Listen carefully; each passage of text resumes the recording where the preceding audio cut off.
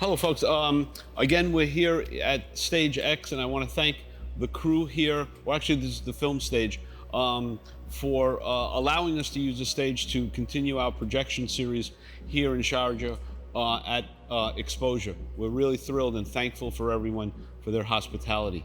My dear friend Sandro, who's a Global Focus Project winner, was gracious enough to give us some time, and I did call him in last minute to do this, but like always, Sandro was completely accommodable to always helping out. So with that, Sandro Miller. How are you, man? Thank you, Frank. And I just want to thank Frank, what he's doing here with projections, because, I find projections to be one of these great platforms that are really a wonderful space for photographers to share their stories and share their work.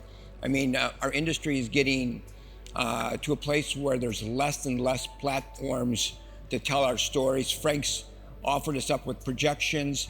Bi-weekly, he's having hundreds of photographers all gathered together and be able to share their stories. So thank you, Frank, for doing that. It's fine. Appreciate it. Great. So here we go, Sandro. So you want me to go right into my story, Frank? Yeah. All right. Great. So, welcome Xposure 2025.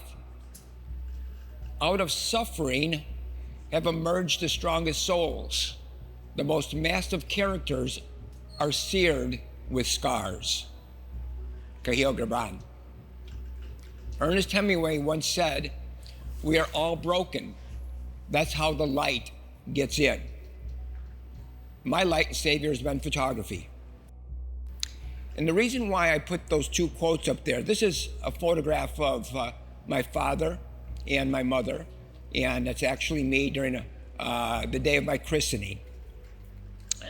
My father. So at no point were you good looking? What point was I good looking? At no point. Oh, at no point. Well, I'm pretty cute here, Frank. If you take a look, I'm a cute kid. Yeah. But the reason I put this photograph up there, and the reason why I put those quotes up there, is because really in our work, great work does come from hardships. And this is my father, and 2 months after I turned 5 years old, my father was killed in an automobile accident. 2 years after my father was killed in this automobile accident, I was 7 years old. I was shown the photograph of the car in which my father was killed in. Yeah. And it was that photograph of that car, Frank, that was embedded into my brain. It was the first photograph embedded into my brain, which I understood the power of photography. So it was the crash of the car? Or it was just a beautiful shot of the car? No, it was the crash of the car. It was actually a photograph taken by the press of the car after the accident, which was this beautiful old Cadillac, which was diminished into a tin can. Yeah, so it was a very, very, very difficult photograph to look at, but it was a photograph, Frank, that really was embedded in my mind. So with that, as I continue to grow, I'm 14, 15, 16 years old, Frank. My mother sends me to the store to go pick up milk and bread. And at that time, there was a lot of magazines out. Life and Look were really, right. They were everywhere. They were on all the newsstands. And I would go to the store for my mother, and I would spend hours in the magazine racks looking at photographs. And Frank, these are just a few of the images that I grew up with. That these were the images that I want to say began to form who I was as a photographer, and even gave me the idea that maybe photography was a possibility, something that I could gravitate to, something that I might be able to tell my stories with. And Frank, you probably recognize most of these photographs. Yeah, sure. These are some of the most iconic images of our time. And again, when we talk about scars in our souls, you could see where these photographs come from. They come from mostly hardships. Yeah, actually the Kennedy shot, the previous one, the Secret Service guy who was watching that afternoon just passed away yesterday. Yesterday. Yeah. History. In the context. Again, history. Yep. Yeah. And then we go from John F. Kennedy to Robert Kennedy. being shot. Again, this was done in a hotel, and this young Filipino waiter was here. He's helping Robert out. I mean, it just became an iconic image, something that we don't forget, Frank. Yep. This is one of the great shots. Muhammad Ali became one of my biggest inspirations in life. I follow Muhammad Ali because I know that this guy worked so hard to become who he was. And, as a great photographer, we have to find influences and inspirations of becoming great ourselves. Yeah. So I read the books of Muhammad Ali, the books of Gordon Parks, Tiger Woods, Michael Jordan, Kobe Bryant. How did they make it? It's just divulging yourself into your work, into your passion, and staying on that track every single day. Constantly being inspired. Constantly being inspired. Allowing yourself to be inspired, right? Again, just the last few more images here, Frank, of the images that I grew up with. Again, these are the things that started making me think about photography. What was it? Why was I being moved by these photographs? I mean, the stories in a single image. One image tells so much. I mean, and it can make you feel so much. I've always felt, Frank, that photography is the big educator. I never went to war. I didn't go to the Vietnam War. I was at that age, but I luckily didn't have to go. Yeah, but through photographs, I mean, photographers such as James Natchway, Don McCullough, I knew what war was. I didn't have to be there to understand the tragedy of war. Right.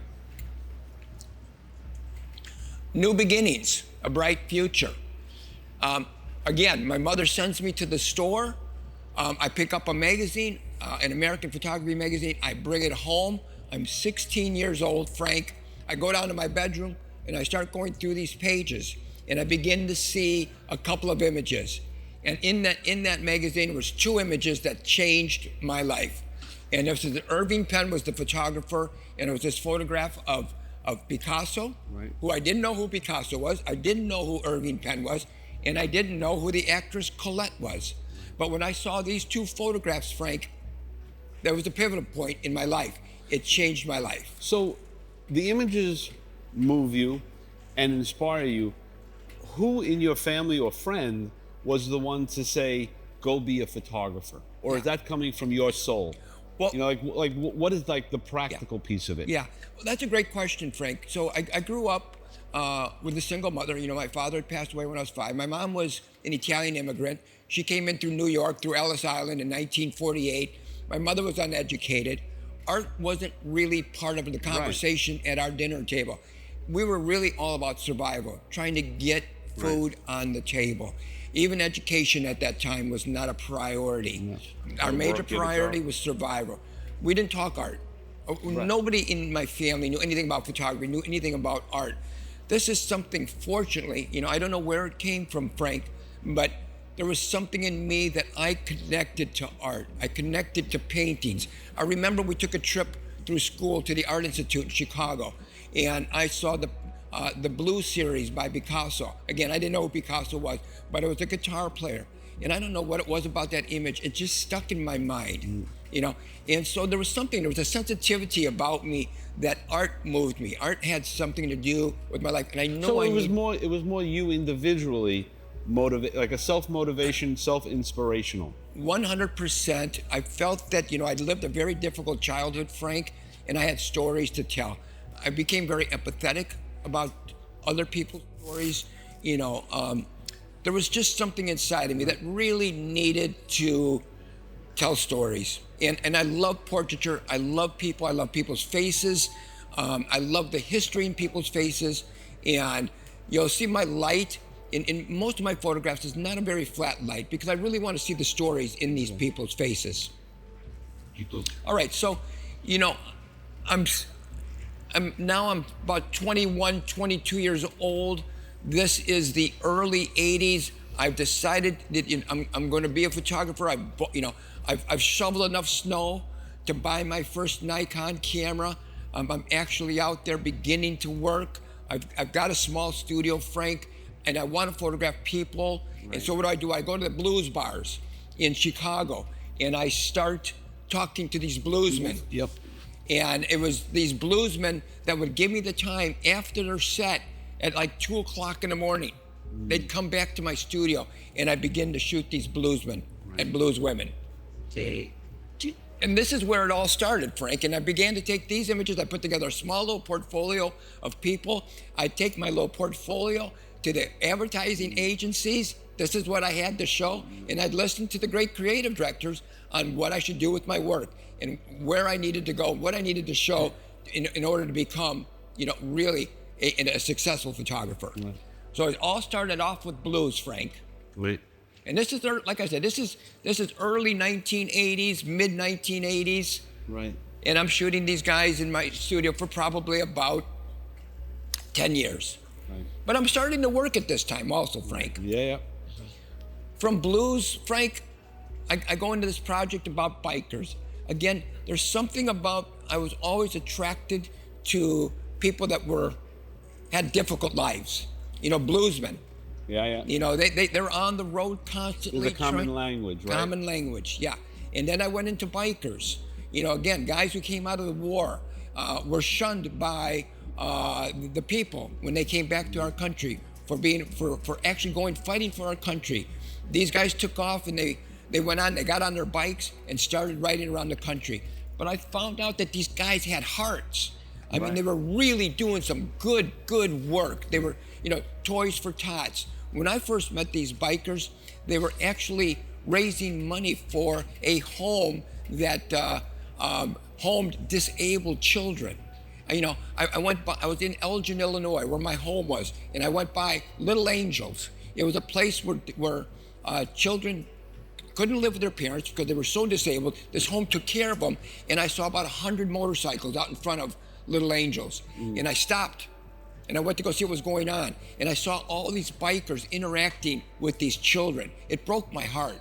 And I said, well, this is not what people know about bikers.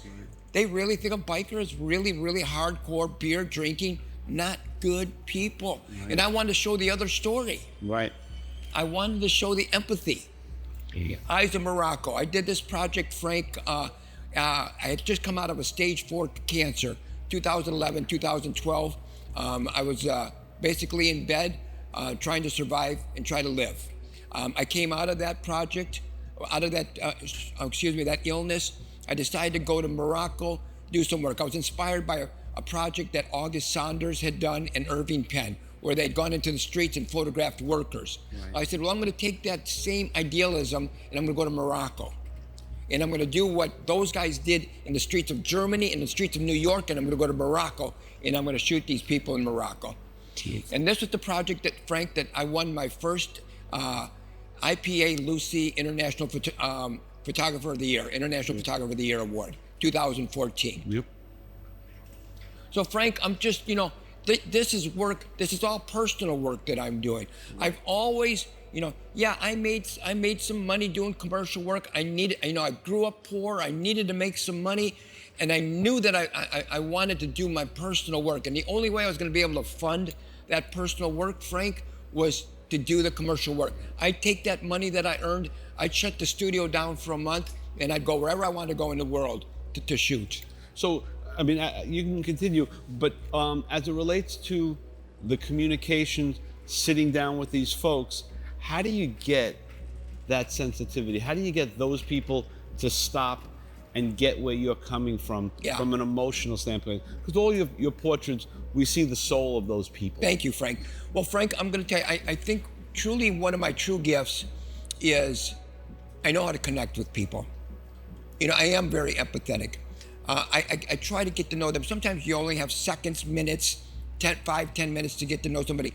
But there's a communication that goes through the eyes. I think that you could pass an energy off to a person very quickly when you're talking to them. Well, you have to, right? That's part of the craft. You have to, yeah. Right? I mean, sometimes you have time, sometimes you just don't. Yeah.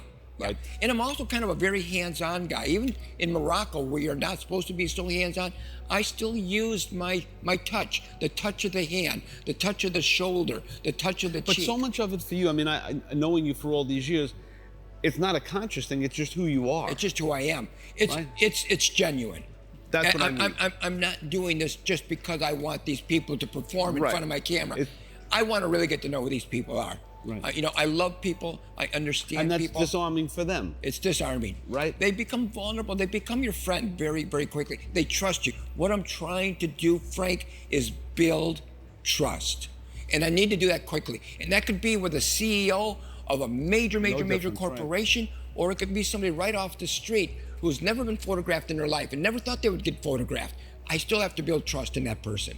It's so important. So is there a moment when that's happening where you say, I like that guy, or that guy gets me? You know, like what is the moment when you're meeting someone, you don't have a lot of time, but you recognize and is it through the lens? When you say, I got this is going to be all right. Well, Frank, you know, through that conversation that I may have with them, they become at ease, you know, and they're ready. And I really, you know, like a good doctor or a good dentist, I really explain what's going to go on here and what I'm looking for, what I'm trying to get out of this photograph. And I got to tell you, Frank, I'm not there to satisfy my sitter, you know, to do a portrait for my sitter always, you know, unless I'm hired by them or by a magazine or a publication to do a portrait. If I'm doing a portrait for myself, I'm probably not going to show them in the best light because I'm looking for a little secret. I'm looking for something that's coming from their eye, from their hand, a gesture that leaves the viewer, because I'm really doing the photograph for my viewer. I mean, that's the end game, is to get my viewer to understand that there's something going on. There's something interesting going on with that sitter. And I want my viewer to think, what's going on there?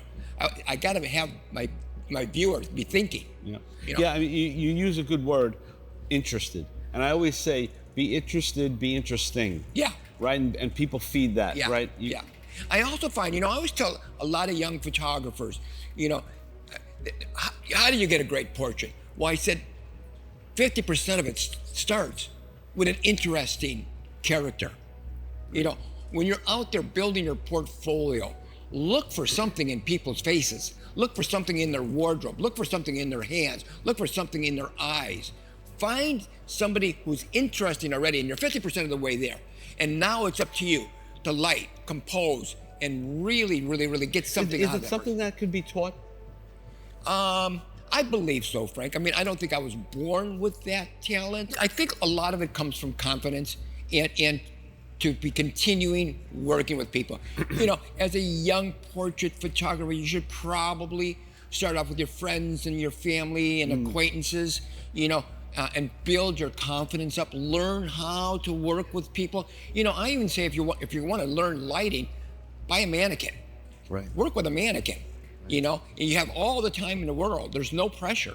Right. You know, work with a mannequin. Learn how to light. Learn how to light your background. Learn how to, you know, how to have your subject jump off of that background. Work with your friends, acquaintances first, and then take on the strangers. Right. You know, before you go out there and get a job from a magazine that they're going to go out and send you to photograph somebody who's important, you better have your skills down. Right. You know. So, you know, from Morocco, Frank, you know, I really enjoy shooting cultures. You know, I went into Papua New Guinea, into the jungles, found these tribes, and started photographing these tribes people. Again, the connection there is not so much by language because I don't speak one of the 876 languages that are spoken in Papua New Guinea, and I don't speak Pidgin. Right. You know, so yes, I always have an interpreter with me, but really where the communication comes from, Frank, it's this, it's the touch, it's the gentleness. It's really about connecting with their souls. Yeah. And you could do that without speaking the language, Frank. Yeah, I agree.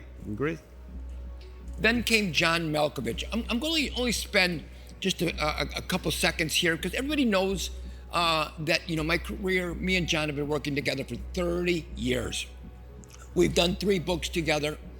I've probably had about 20 museum shows of the work that I've done with John. John has been a huge part of my life and a huge part of my career. Hoping to bring it here to Xposure someday, so I don't want to disclose too much of the work, but I just want to say that John Malkovich probably changed my career, the direction of my career. You know, so many, you know, I would say yes, I'm probably considered a celebrity photographer, But I'm not that celebrity photographer that wants to put 1,000 different celebrities in my book. If I could find one celebrity, like I have with John Malkovich, and work with him for 30 years and do a body of work that's very important, Frank, I feel better about doing that than working with 1,000 different celebrities. Different approach. I really do. It's just a different approach. Yeah, we've had a brilliant career together. We've done 4 films together. We continue to work together. It's just been a wonderful part of my life, my career. But I'm not going to go too deep into the images, okay, Frank? Crowns. Frank, this is the project that I brought this year to Xposure. It's part of the Global Focus project here. It was nominated to be in the show. I'm very grateful that it's here. Crowns is a celebration, Frank, of Black beauty. And where does that thought, like, what was the moment where you said, I want to do this? And speak a little bit about, because I'm sure you have other ideas and then it drops on the vine and this and you get too busy. But how does an idea come to you and I'm going to do this one, I'm going to do? Yeah. Well, Frank, again, my eyes are always open.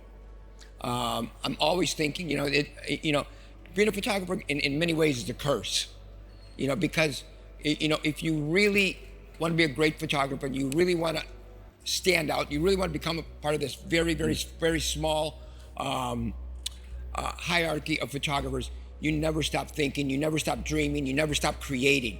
So my eyes are always open to look for a subject that appeals to me, that I want to know more of. All right. So it has to be something you're interested in, and it keeps staying, like it's gnawing at you. I gotta find out more. I need to learn more about this here. Like I did this project on bullfighting back in 1998. I just got done reading 2 books from Hemingway, and I was reading about bullfighting. I got really interested. I got to learn more about what's going on here. So what do? I go find the #1 bullfighter in the world. I ask him to join his camp for a month, and I spend a month seeing 122 bullfights and learning everything I can about bullfighting. The same with crowns. Okay, first, I'm married to a Black woman, so I am surrounded by black hair products. Right. It's a big deal in the black hair world is the product. So my wife she's got beautiful hair. She's a beautiful woman. I love her hair. I fell in love with her hair when I first met her. I'd say that maybe Claudia might have been my first inspiration into the world of black hair. But what I saw, Frank, in 2015, I knew what was going on with black hair before 2015. Our corporations in America were not allowing Black women to wear their hair as their ancestors wore their hair. They couldn't come to work with beads in their hair. They couldn't come with an afro. They couldn't come with cornrows. They couldn't come with dreads. This was you are fired, go home situation for Black women. That's systemic racism. Systemic racism, yeah.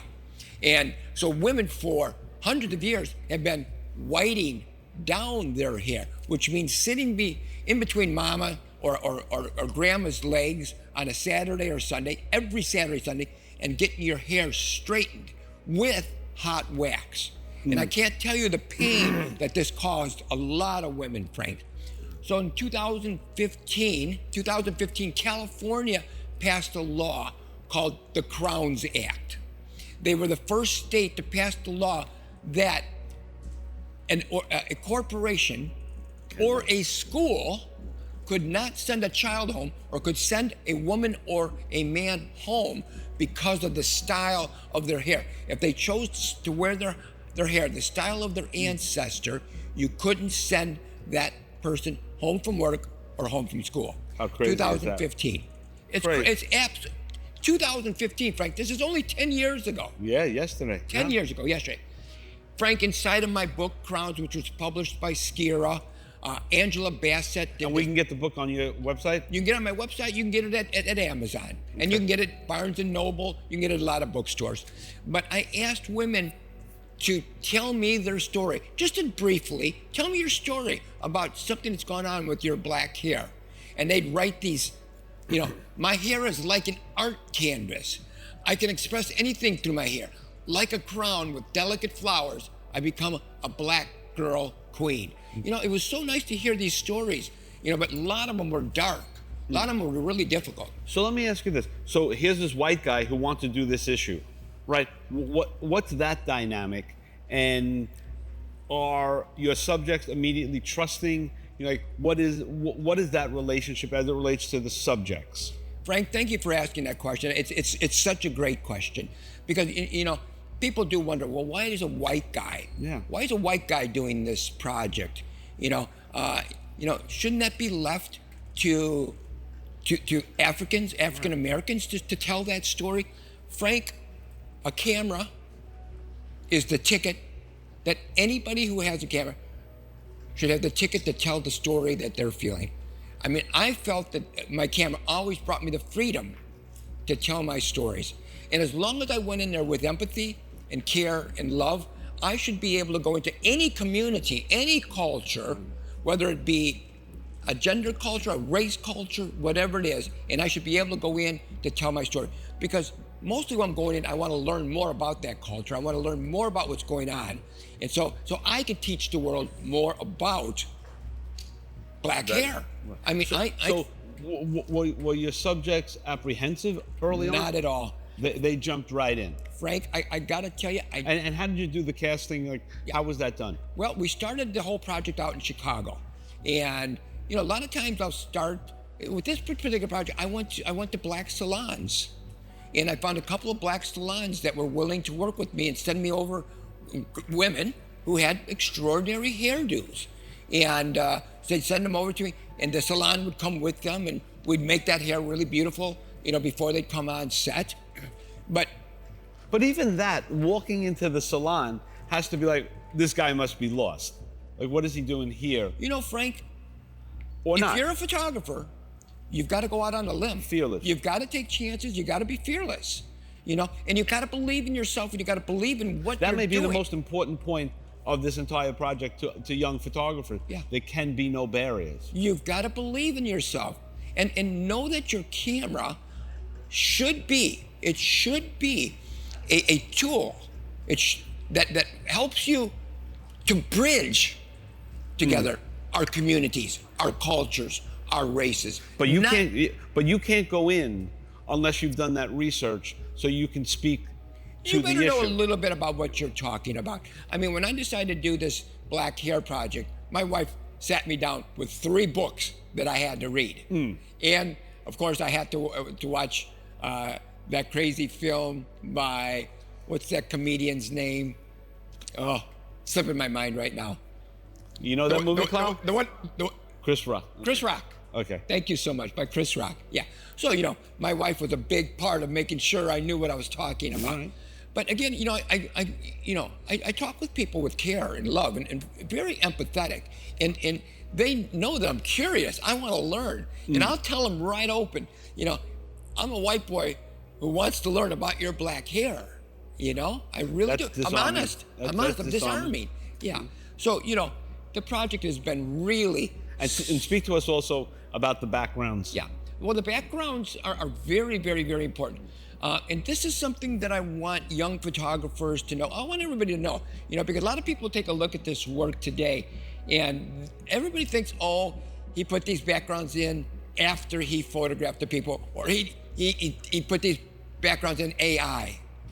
No, I photographed my subjects on the background. But what made you select? Old school. The selection of the background comes from the area, whether in Africa, what part of Africa I was in. You know, every state of Africa, every country in Africa has its own textiles, has its own textures. We're in Africa now. We're in Africa now. Okay. Yeah. So when I was in Chicago, there was a fabulous textile store in Chicago that sells only African textiles. So when I photographed my women from Chicago, I'd go to this African store, purchase these textiles, and use those as my background. But when I went to Africa, I would go to the textile store in that country, purchase that region, and purchase the textiles that were from that region. It was very important for me to. And important for your subjects, right? Absolutely, so that they can relate. It's like, you know, neighborhood soccer teams, right? Yeah. They would never wear the wrong, the other team. Absolutely. And Frank, you're going to see that, all of my models in the crowds, none of them are wearing anything. They do have little altar tops on when they're on set, but they're all bare shouldered. And their skin has all been taken to a very black skin tone.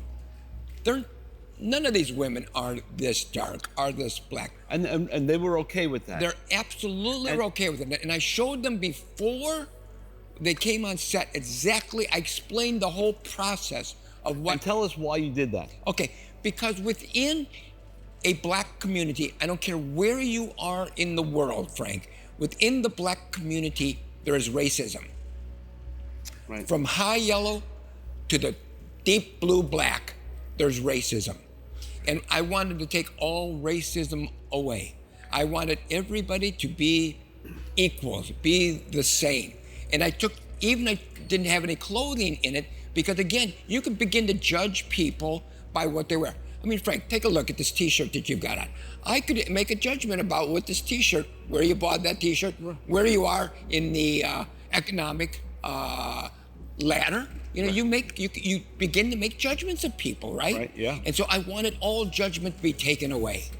And so I really wanted the attention to go to the soul of the person and the hairdo. So how do you find out that there is this racism between light black and dark black skin, right? I mean, how do you find that out? Frank, I've been blessed to travel the world. And when you travel, traveling is the biggest educator you can do. And when you travel, I don't care where you're going to, and anywhere where there is brown skin, you will begin to feel it, you'll hear it, you'll understand that there's definitely a racism.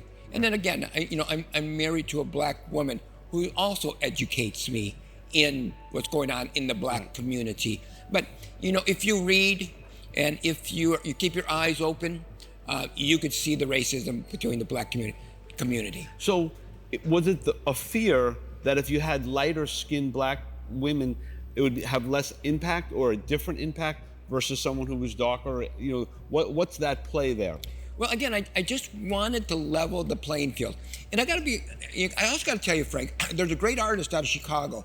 His name is Kerry James Marshall. He's a painter, internationally known painter, one of the greatest painters of our time, one of the greatest painters that ever came out of Chicago. And he paints his black people black. Right. And when I saw his paintings and the starkness in the paint that he paints these people, it just moved me. So again, I get inspired much more by painters than I do actually photographers. I mean, my light comes from the Renaissance painters. Okay. So when I went to go hear Kerry James Marshall talk, and I saw him, display his artwork on the screen, and his people were black, it inspired me. And so there's some inspiration that came from Kerry James as well. But again, I wanted to level the playing field, Frank. And going with a darker, the stark black was just so much more dramatic than going anywhere else. Okay. So I got the signal. We have just 2 minutes left. Okay. So let's. Yep. Here we go, Frank. We're going to finish up the project, but I'd like you to read this here. When I transitioned to natural hair in 2014, I was told by my boss that I was not a cultural fit, and I was fired from my job. This is what we were dealing with, Frank, before 2015. And even today, there's still 23 states, Frank, in the United States that does not accept the Crown's Act. Amazing. So for you, the project has now ended. The project has ended. Skira published a book out of Milan, Italy. Again, it's available in bookstores, Amazon. You can buy it off of my website. It's been an important piece of my work. It's now being exhibited. And I think that people are learning a lot about black hair from the project. I mean, I remember, Frank, about a year ago, I spoke to an audience of 90 all-white women. Okay. Yep, and none of them knew anything about what was going on with black hair. Great. So, Frank, that's it. Thank you so much. I can't thank you enough. I know we did this all on short notice, and the staff here pulled everything together. Just for the record, it's Hugo Boss, and it's $2.50 the shirt. But thank you. $2.50? Yes. Okay. And we appreciate everyone. I can't thank you enough for doing this, and thanking everyone at Xposure. Frank, thanks a lot, pal. Thanks, man. Love you, buddy. All right. Thank you, guys.